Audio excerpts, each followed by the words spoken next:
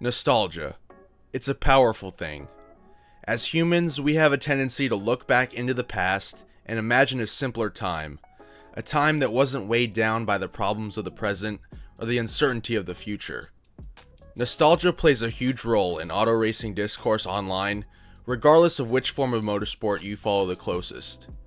NASCAR fans might long for the days before the playoff system. Rally fans hold a special place in their heart for the Group B era. And you can hardly go into any comment section about F1 without seeing someone pleading for the return of V10s.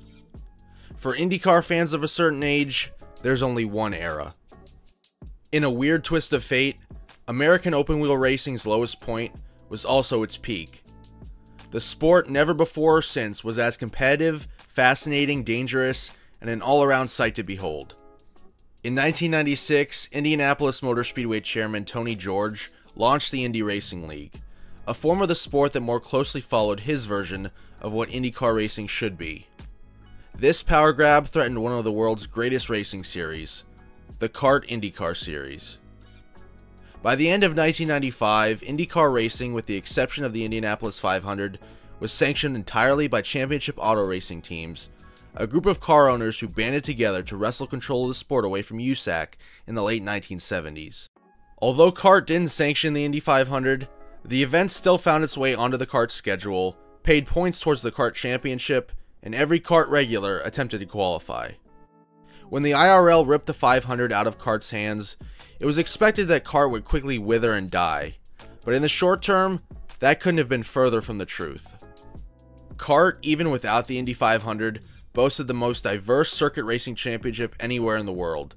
It had the big sponsors, namely from what I'll call the no-no stick industry. It had the manufacturers and lots of big name drivers. The Indy 500 was the only thing the IRL had going for it. CART had super speedways at Michigan and Fontana, the short ovals in Nazareth and Milwaukee, the natural terrain road courses of Road America and Mid-Ohio, and iconic street courses like Long Beach and Surfers Paradise. The cars themselves were insane. In my opinion, the late 90s and early 2000s Champ cars are the greatest looking single-seaters ever. They look like ground missiles ready to engage with their target, and they went about as fast as them too. These things could really move, especially on the big ovals, where the insanity was on full display. When aero rules were brought in to increase drag and give a nice little slingshot effect, the Michigan 500 and the races at Fontana became prime viewing.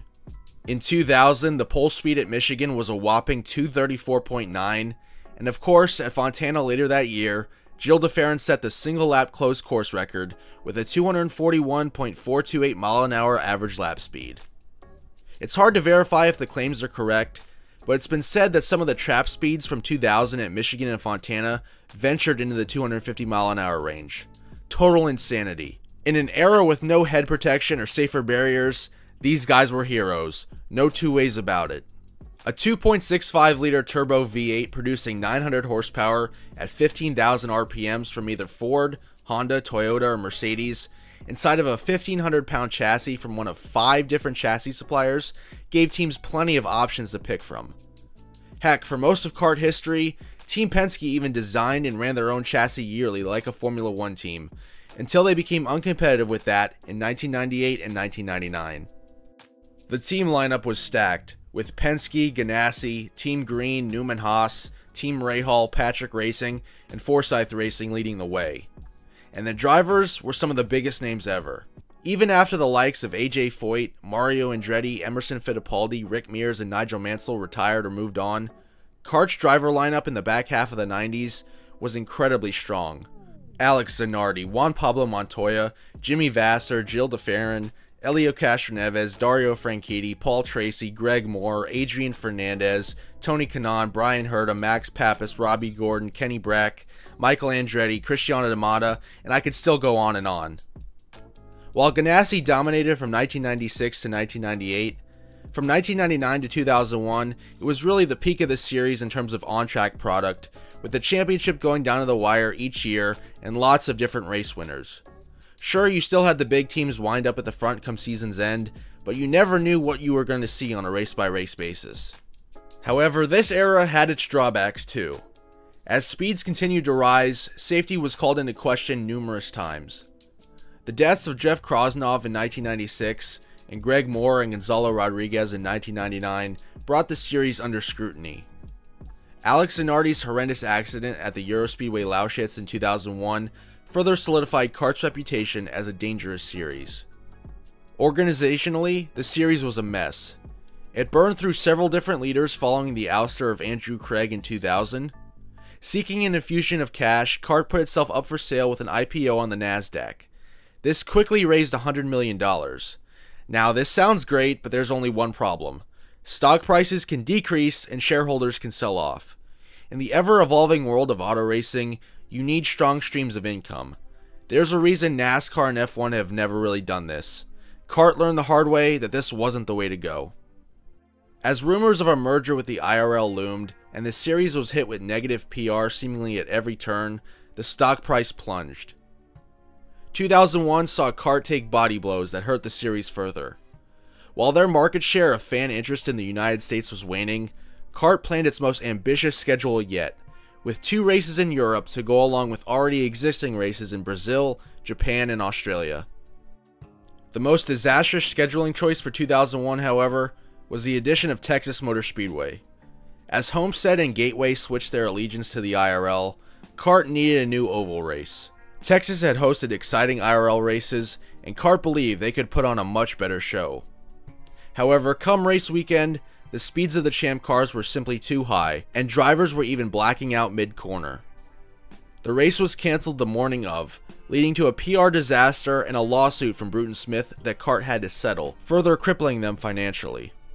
Despite a competitive championship battle playing out over the season, the series made another self-induced error by trying to mandate Ford and Honda to not run a new pop-off valve on their turbos after complaints from Toyota. Honda even eventually got an injunction to run the pop-off valve, which rankled all 3 manufacturers. Soon after, Toyota announced their intention to switch to the IRL for 2003, and Honda soon followed, leaving Ford Cosworth as the only engine supplier in CART in 2003 and beyond. So they've pissed off the tracks, pissed off the manufacturers. How can they piss off the fans? Perhaps by releasing a movie about the series that was designed and funded to get eyeballs on the struggling sport, only for the film to be critically panned and one of the worst films of the lead actor's career. If all that wasn't bad enough, the series' maiden voyage to Europe coincided with the September 11th attacks. With the teams and drivers stuck in Germany, CART made the decision to go ahead with the race, even as every other sport postponed their events in the wake of the attacks. ESPN refused to show the race live, and the PR nightmare got even worse when fan favorite Alex Zanardi lost his legs in an accident late in the race. Come the end of the season, the no-stick industry was mandated by the federal government to be restricted to run in one racing series only. NASCAR had their deal with Winston, so other brands were forced to choose between a shrinking CART and an IRL that had open-wheel racing's biggest event and soon was going to have lots of manufacturer involvement. The writing was on the wall, and Roger Penske, at the behest of his longtime sponsor, chose the IRL. The man who had more or less founded and was the ringleader of CART had defected, and soon pretty much every major team other than Forsythe and Newman Haas joined him. Whatever cash reserves CART still had on hand from their public offering would be blown through in an effort to keep car counts up and meet contractual obligations with suppliers and partners. After 2002, CART had officially gone bankrupt. Although the series lived on as Champ Car through the end of 2007, it was a shell of its former self, and eventually its assets were merged back into the IRL in 2008 to create the modern IndyCar Series we have today. The post-split era of CART was one for the history books in many different ways. In the short term, the series was incredible, with an awesome on-track product and a strong lineup of drivers and a diverse schedule of races. In the long term, however, the Indianapolis 500 endured, even as the IRL was the butt of many jokes and subject to derision from CART fans and the racing world at large. Over time, sponsors realized they needed to be in the Indy 500. It didn't matter to them whether there were turbos or not, or if the cars had airboxes or not, or if the drivers were from Brazil or Terre Haute. What mattered was the allure of Indy. Even still, there's a reason that the FedEx era of CART is remembered fondly. The choice of engine manufacturer and chassis supplier are nearly entirely gone from IndyCar racing today. This trend of embracing spec racing over time has created more nostalgia for this era. But even in a vacuum, CART at the turn of the millennium was the peak of IndyCar racing. The only thing missing was the sight of that blue 99 or the red and yellow Reynard Honda on track at Indy in the month of May. Thank you for watching, and I hope to see you in the next video.